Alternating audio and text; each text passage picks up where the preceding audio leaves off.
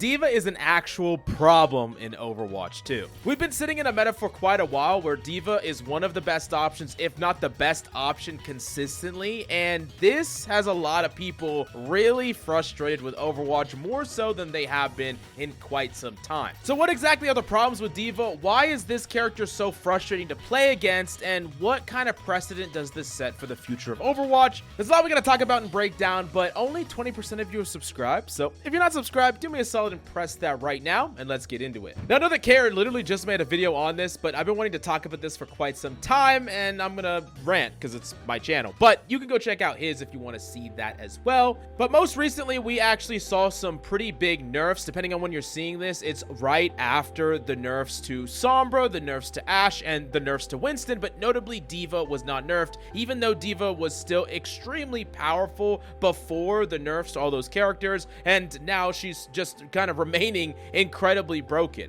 And we're seeing players post a lot of reactions to D.Va's strength right now because she's really hard to kill, and with Juno speed boost she can fly at you and be on top of you like instantly, and people are really just like hating D.Va more than they've hated a tank meta in quite some time. Like, we have all had metas that we hated, especially around tanks, whether that's Zarya meta, whether that's Doomfist meta, whether that's freaking Malcolm meta, but this one in particular has people really mad. And it really comes down to a couple of things about D.Va specifically that makes her so frustrating to play against. The first one is the fact that D.Va has crazy mobility while at the same time being incredibly difficult to kill. D.Va can get test you whether you're on the high ground, whether you're on the low ground, whether you're away from your team. If you're ever isolated, D.Va can be there. With that great mobility, D.Va can be on you no matter really where you are. And there's a lot of characters that have a really difficult time dealing with a D.Va, especially a good D.Va. Like supports, we have characters like Ana that can be completely neutralized. You can't heal. You're not going to be able to sleep her. She could just kill you out of nowhere. Every hit scan DPS has a really hard time dealing with D.Va. Flying characters like Pharah have a really hard time dealing with D.Va. And really, with the giant amounts of armor and the fact that D.Va has great mobility plus mitigation and high damage, I mean, there's just a lot that D.Va can do. And the thing you might be saying is, hey, Mills, D.Va has always had all these things, so why is D.Va such a problem now when she hasn't been as big of a problem before? Well, there's actually two things that you should consider when thinking about that. Number one, D.Va has actually been hated for a very long time. Even back in Overwatch 1, hitscan DPS in particular have consistently hated D.Va. This is back when D.Va was purely an off tank in 2-tank 6v6. D.Va was a character that could dip out of the fight and basically go pressure out and keep in check a lot of these characters. She was like a punisher for a lot of people that were out of position. So if you were ever isolated in any way and you couldn't get sustained from your supports, the D.Va would be on you. And this was something that good D.Vas could do a lot, even back in Overwatch 1, and a lot of people were frustrated with it. It's also the reason why D.Va was one of the strongest characters in Overwatch 1, period. However, you didn't really start to see the potential of D.Va until players got better and better. D.Va is not an easy character to play at all, and with high tracking, high awareness, the need to understand where these problems are that you need to target, finding people that are out of position, there's a lot that D.Va required of you that just wasn't feasible for the majority of players back in Overwatch 1. So only players in the highest ranks of play really had a problem with this character. But there's a couple of things that happened between Overwatch 1 and Overwatch 2 that I think is important. Number one, players just got better. Like, more people understand how to play D.Va and what D.Va can do than they ever did before. And as time goes on, people understand, like, the fact that D.Va can play away from a lot of her bad matchups, and she really doesn't really have that many bad matchups, if any. She can never fight a Zarya directly, and you got to think about, like, the community back in Overwatch 1. People are like, oh, you can never play a D.Va into a Zarya, you know, Zarya hard counters D.Va, just swap, you're gonna do nothing, which we know now is, like, not true, and people are learning more and more just how strong D.Va is at setting the terms of the engagement, meaning that she can basically always get value depending on the map and how much verticality there is. But also, what they did with D.Va by making her a solo tank, right, is made her so much more powerful individually. So you took a character that has all these versatile options and you made it so that that character is far harder to punish than she ever has been before. So I don't want to make this like a big 5v5, 6v6 debate thing, but it is important to understand that when you have a character that is designed to do something but isn't necessarily incredibly difficult to interact with, especially with a lot of people shooting her, especially when she doesn't have a crazy amount of health. When that changes and D.Va all of a sudden becomes this incredibly difficult character to deal damage to kill, to punish in any way, but she can still fly at you and she can still target you surgically, that becomes more of a problem with D.Va, and the strengths of D.Va really start to show, even on the average player that is higher in skill. But then when really good players get their hands on D.Va, they become better and better. And the third thing, and this is the most important part of this whole equation, it's the fact that the way that Overwatch 2 and 5v5 plays out forces especially DPS players to be proactive on these off angles more than they ever needed to before. Like back in Overwatch 1, you could get away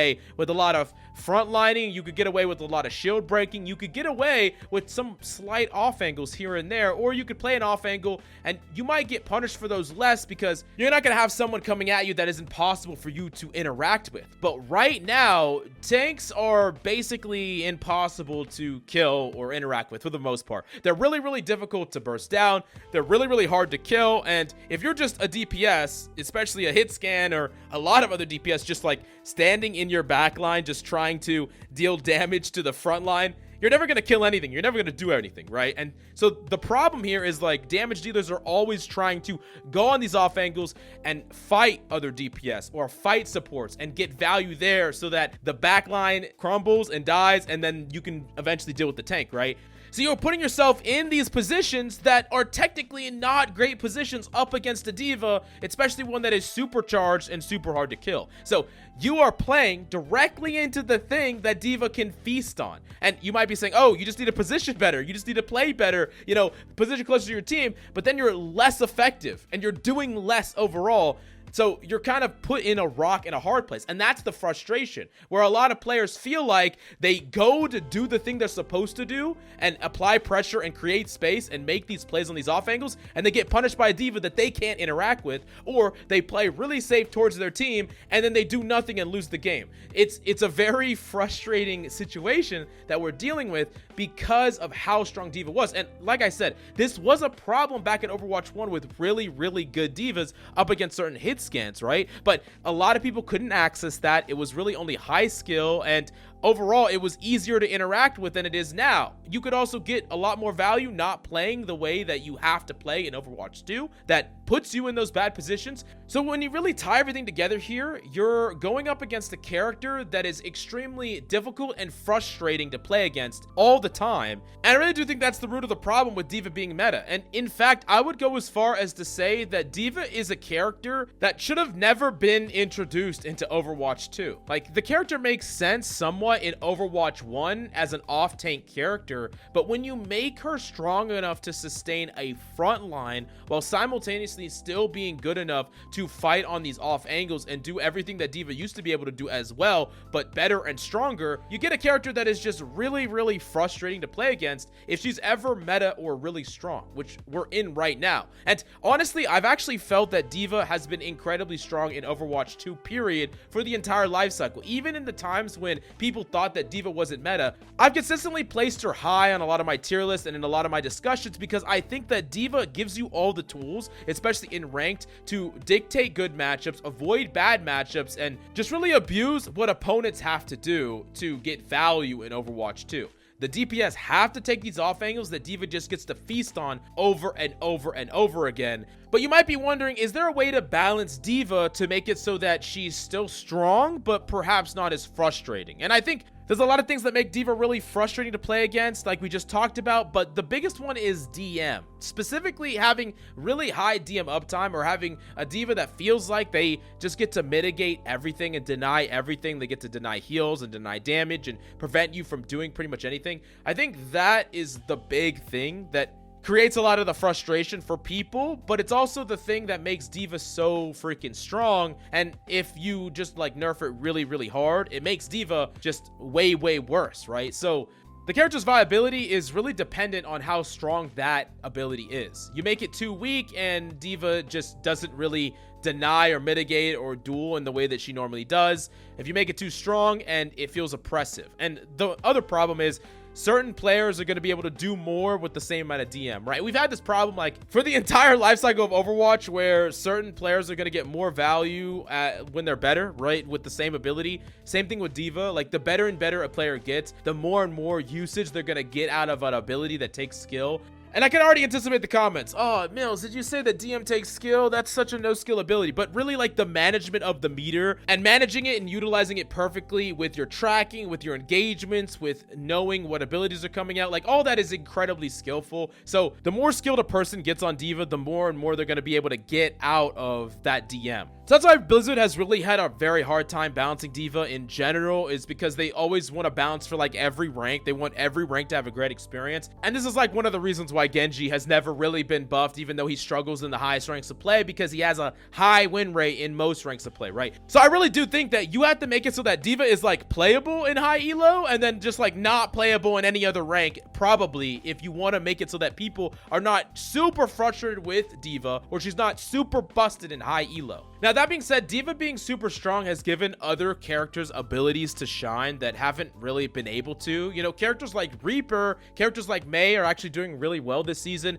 mainly because these characters are characters that don't get feasted on by D.Va's strengths, right? They could be at a position, they can't be just W keyed by a D.Va and completely mitigated, right? Their engagements can, like a Reaper's engagement can, but not just him standing in the neutral. He's not just gonna get blown up by a D.Va with Juno speed boost, right? So you could say that it makes it so some characters can be viable and other characters are gonna struggle, just like it's always been, right? Hitscan players are gonna have a really hard time in D.Va meta, but other characters get to see more play that typically don't. So there are some like pros for a while, but over time that definitely does get stale. And I think that D.Va in particular is a character that just has too many strengths overall, not enough weaknesses, and is a character that is really frustrating to play against. So you combine all that together and you need to definitely nerf D.Va. I mean, it's crazy that they haven't. And I know that it doesn't really matter what tank becomes meta. Everyone eventually hates whatever tank meta it is after enough time, with the exception of like maybe Junker Queen and maybe Rhine. But still, I think that D.Va is probably the worst tank to be super hard meta, especially if it's meta or strong in like the average elo. But as usual, these are just my opinions. I really want to pass the question off to you. Do you agree, disagree? Do you think the D.Va problem is overblown, or are you on the camp of delete D.Va? Let me know in the comments down below. Smash the like, subscribe, and I'll see you next time.